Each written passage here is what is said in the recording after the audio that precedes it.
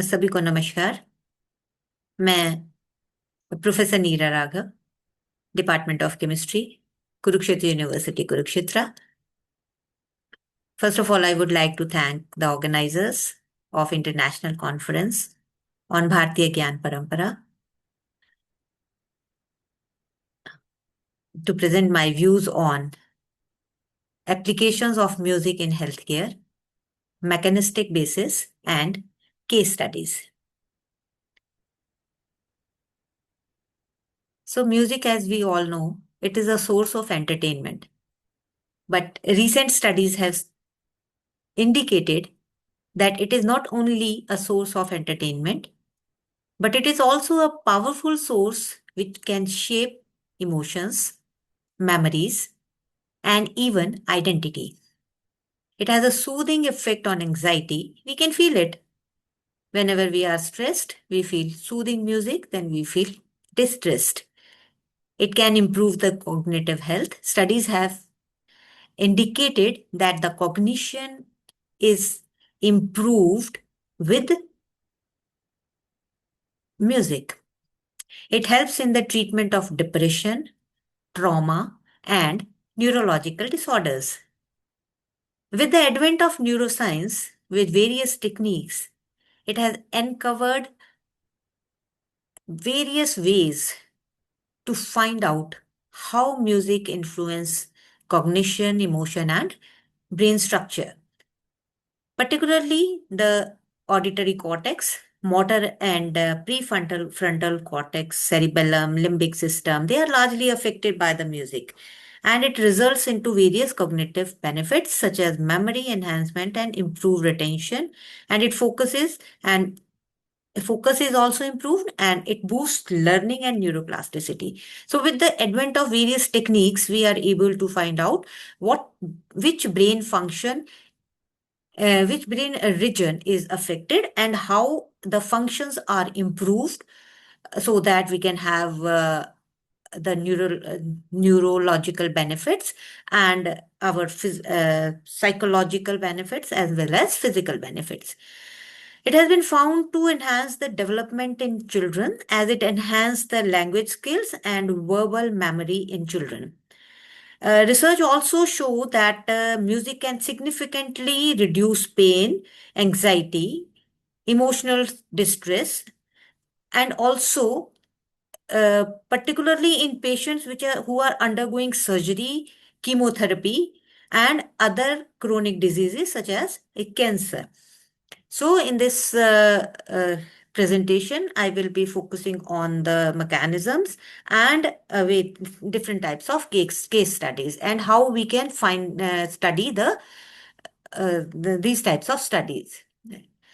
So, method of study for the therapeutic effect of music. With time, as I just mentioned, with time, there are various techniques which have emerged, and the very important one is the neuroimaging studies. With the improvement in the functional MRI, that is the magnetic resonance imaging, and positron emission tomography, and EEG, that is electroencephalography, various neural circuits can be identified, which can be activated by music or any other uh, exposure which we are giving to the patient or the object or the experimental organism. So, neuroimaging studies have been very important and very useful in identifying the role of music in therapy. The second method is the identification and quantification of biochemical and physiological hormones. Various feel good hormones have been found to be increased when the person undergoes music therapy. And the feel bad hormones, we call them feel bad hormones. Otherwise, they are, in general, they are the stress hormones. The level of stress hormone has been found to be decreased. Various autonomic parameters such as measurement of blood pressure or heart rate is also the method to identify the therapeutic effect of music. Clinical trials are also one of the method, and they test the efficacy of music, and it has been used to find the effect in pre-operative care, oncology, that is cancer related study, neurology, psychiatry, and palliative medicines. Then the particularly case studies, patients' narrative, the ethnographic analysis, they are also studied, and that is also one of the method to identify the therapeutic effect of music. Then we can go to what can be the mechanistic basis of music in the healthcare. Neurochemical regulation is one important basis of the effect of music. The music activates the mesolimbic dopaminergic system. Dopaminergic system, they are the receptors which interact with the dopamine, which is one of the hormone. It enhances the motivation, and the reward feeling is recognized with this uh, dopaminergic receptors. Listening to pleasurable music triggers the dopamine release. Endorphins and enkephalins are also found to be increased. These two, endorphin and enkephalins, they are related to the pain receptors, that is analgesia. The another one is very important hormone, that is oxytocin. It is the bonding hormone. We also call it the social hormone. It also is increased with the choir music, where there are group singing. So these types of neurochemical regulation, that the chemicals which are increased or decreased, the concentration of cortisol and adrenaline, it can vary with the type of music. If the music is very hard, very loudy, then the amount of cortisol and adrenaline is increased. That activates the body and energizes the body. And otherwise, the feel good hormones, they are, when they are increased, then there is relaxation of the body, and anxiety and depression, they are cured. Then the effect on autonomic nervous system, relaxation is there, and this is just I have talked that slow tempo music that entrains the respiratory rhythms, and it enhances the vagal tone. It leads to the parasympathetic dominance. Parasympathetic system is the relaxation system, so that is dominated. So it relates to the reduction of the heart rate. Systolic blood pressure is also released, is also decreased, and the cortisol secretion is also decreased. And conversely, if the rhythmic auditory stimulation is strong on the beats, then it will promote the sympathetic activation, which is related with the constriction of the system. So the sympathetic system, it activates, and when it is activated, then that is facilitates the motor system of our body, and it rehabilitate, especially in case of Parkinson's patient, where the motor system is somewhat derailed from the normal one. Then there is cognitive emotional processing. Music has been found to engage bilateral cortical subcortical networks. It bridges the memory, improves attention, and emotions also. So this is helpful, very helpful in case of dementia patients. And the familiar songs which the dementia patient have heard previously in their early life or before they encountered the dementia, these familiar songs, they can reactivate the autobiographical memory, and hence can improve the physiological status of the person. And it evokes the positive effect despite the widespread neurodegeneration. Then there is neuroimmune interaction, very important. And as we know that immune system is very, very effective in fighting the disease. So it improves the overall physiological health of of the person who is listening music. And because of the neuroimmune interactions, the studies have indicated that exposure to music has been correlated with reduced circulatory pro-inflammatory cytokines. These are some cellular molecules which are related with the inflammation, and also they are related with the cancer. So, directly or indirectly, with these molecular signals, which are uh, uh, which are released in the circulatory system on the exposure of music, they are identified, and that helps in correlating the effect of music with the pathological conditions. Uh, Music has been very important in rising or in lowering the various hormones. As we have discussed, the serotonin and dopamine level, they are increased, and adrenaline can vary. And these hormones are very much related with with various physiological conditions. Like serotonin is related with anxiety.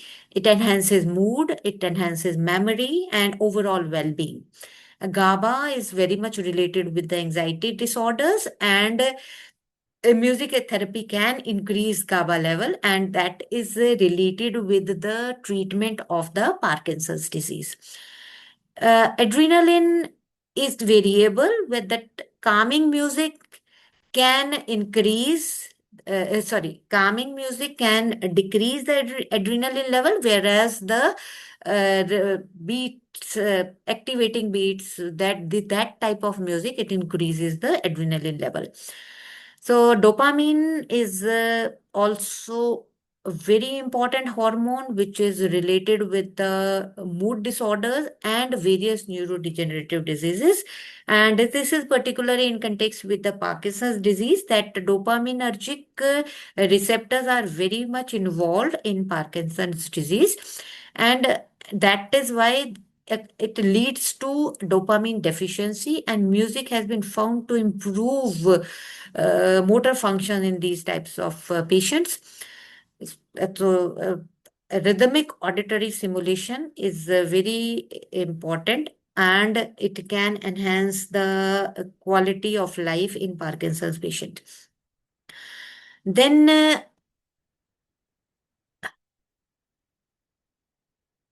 as we can see, that dopamine, serotonin, GABA, and endorphin, oxytocin, and adrenaline level, they are related with the brain function, and hence they are related with they are enhanced, or their concentration is decreased with the music. Then there are various the brain parts. The changes in the brain has been identified with the MRI, and it has been found that auditory cortex, it is related with the sound and rhythm.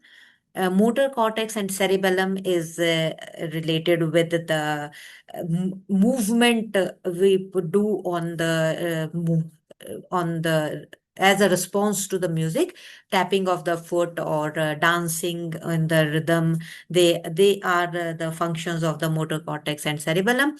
The limbic system, it regulates the emotions and memory, and even it can lead to nostalgia and emotional release, that we can one can be one can laugh, or one can weep. They are emotional releases, and that is a response, regulation by the limbic system. Then prefrontal area is in the cognition and in the decision making and attention and self control. That portion is related with that, and all these relations have been identified with the help of MRI scans. Then there this in the due course we have already done it, that music can have cognitive benefit.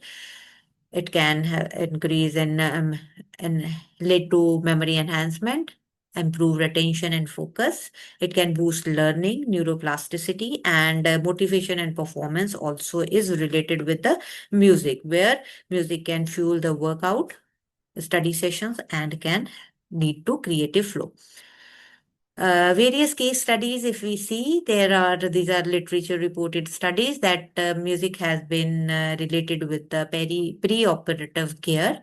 There is a spelling mistake here. Okay.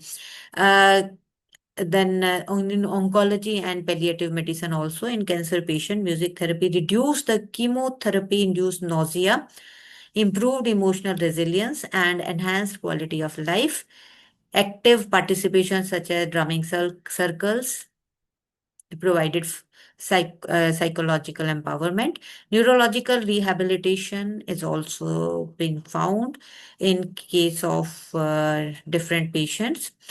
Psychiatry and mental health is closely related and is studied by Kolsch. Dementia care for in case of Alzheimer's patient, on the familiar speech, there are that helped in the quality of life of the Alzheimer's patient.